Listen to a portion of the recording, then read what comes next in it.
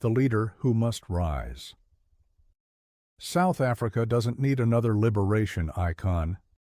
What we need now is something utterly different, a leader forged in pain, purified by clarity, and disciplined by vision, not a comrade, not a career activist, not a product of Moscow seminar rooms or ANC youth camps, but a man or woman whose legitimacy rises not from exile, but from experience, from having lived, bled, and built something real.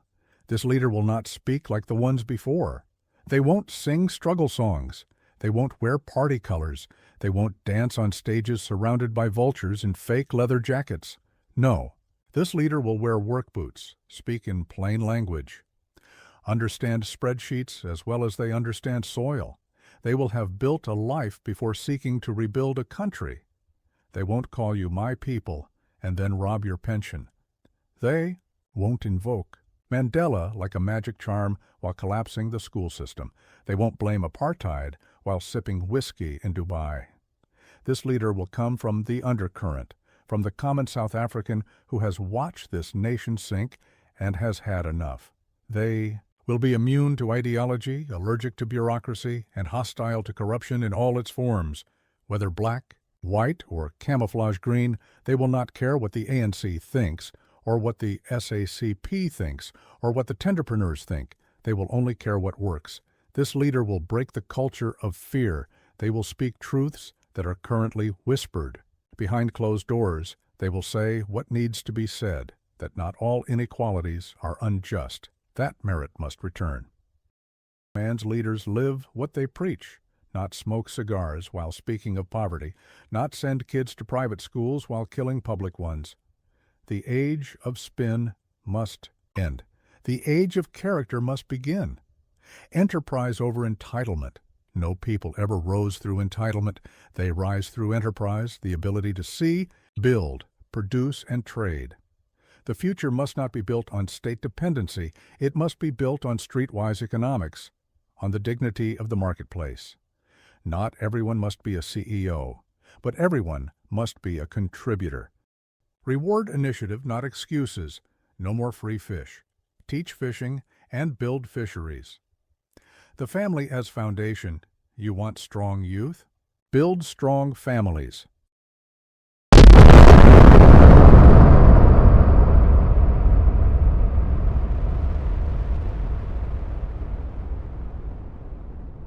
Patrice Motsepe, a quiet giant of the people.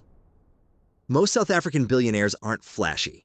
They move quietly, drawing wisdom from deep wells of discipline, history, and heritage.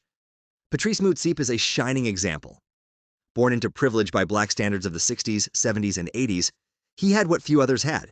His father was a successful entrepreneur in Macau village near Garankuwa. More than that, his family had ties to local royalty, a rare and respected combination in those times.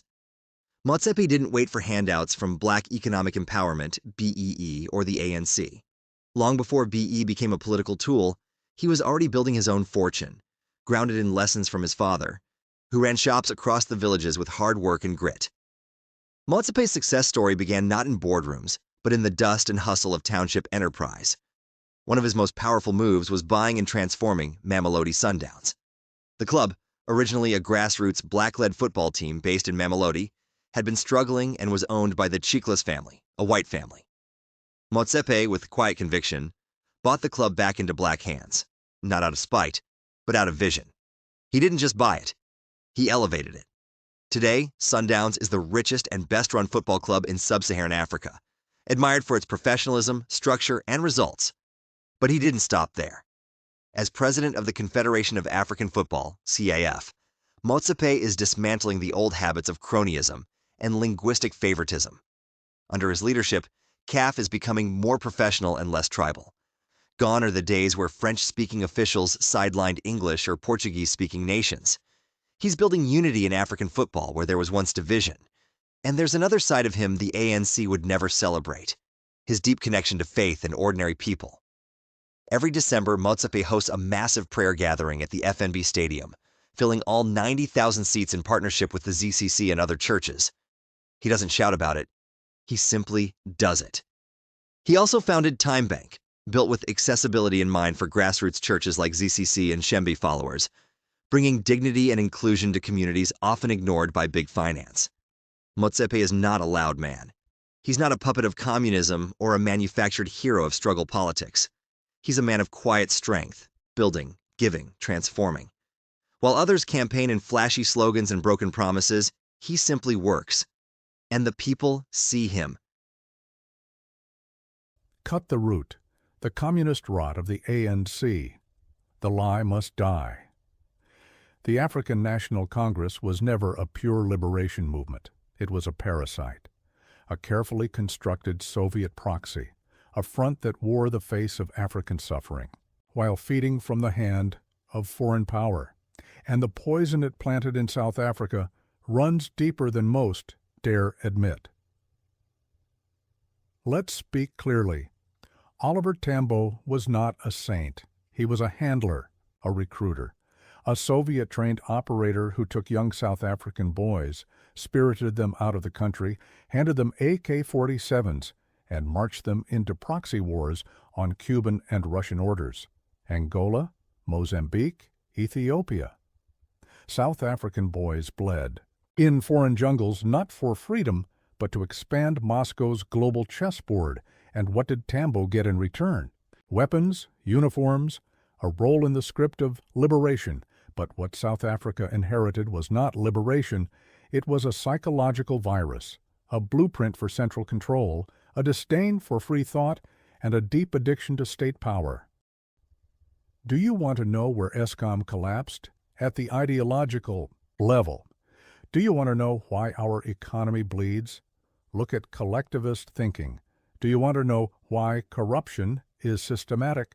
It's because loyalty to the party replaced loyalty to principle. This isn't accidental. It's the result of Marxist-Leninist doctrine.